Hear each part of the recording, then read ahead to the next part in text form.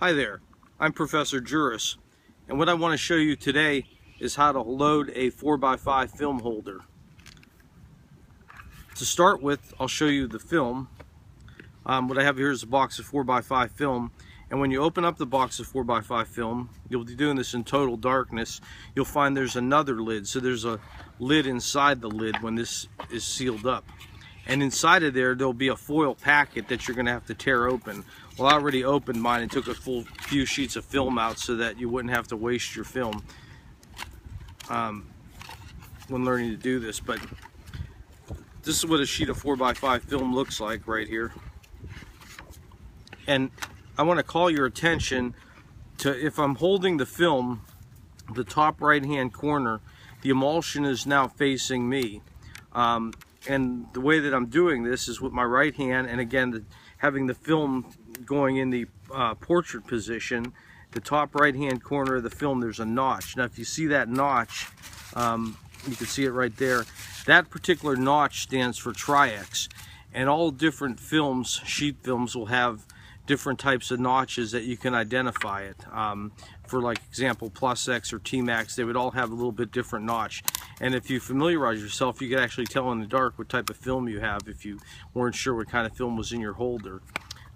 So I would be doing this in the dark, and I would get this sheet of film, and then on my film holder, the dark slides, I would take the dark slides out, and I would wipe the inside of the holder with an anti-static cloth, one of those orange cloths, and then use canned air to maybe blow out in case there's any dust in there.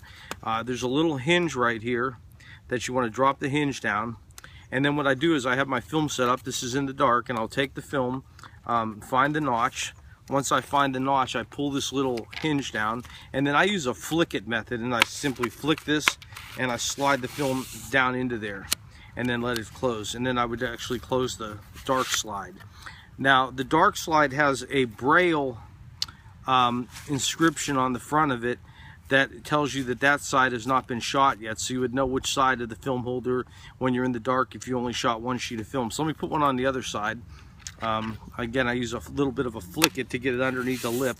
You can see there's a little lip right over here, and there's a little lip over here, and you have to kind of get the film under that lip in order to get it in there. And I'll pull this back, and you can kind of see it going under that lip right there. Again, slide it back in, close the thing, slide this down. Now the film also, when it's inside the foil pack, there's a piece of cardboard in there. You need to distinguish between the piece of cardboard and the film. I've had students try to load the piece of cardboard into a film holder and actually break the film holder. So if it doesn't want to go in, it's not the film. And if it doesn't have a notch on it, all the film has a notch on it. So again, I'll pull this dark slide out, and when I was taking a picture, I have this inside the camera. The side of the film holder that's facing toward the lens, toward the front of the camera, when it's put down into the camera, is the side that you would expose. So I would pull that dark slide out, and then I would take the picture, and then that piece of film would be exposed. And then when I put the dark slide back in, I put it back in this way, and the black side is out on the top, and that tells you that that piece of film has been shot. So if I'm looking through my camera bag and I'm wondering which one of these I want to shoot next, I would shoot this one because the white side is out. This one has the black side. It means it's been exposed already, and that's really important that you do it that way. That way if somebody else wants to shoot some of the pieces of film or something, you could, so both of these would be shot then. Again, and if you're in the dark room and if you're getting ready to process one of these but only one of them's been shot, if you feel at the top there's some Braille on the outside of the image or the dark slide for the one that hasn't been shot, for the white side, the black side is smooth. And that should just be about doing it.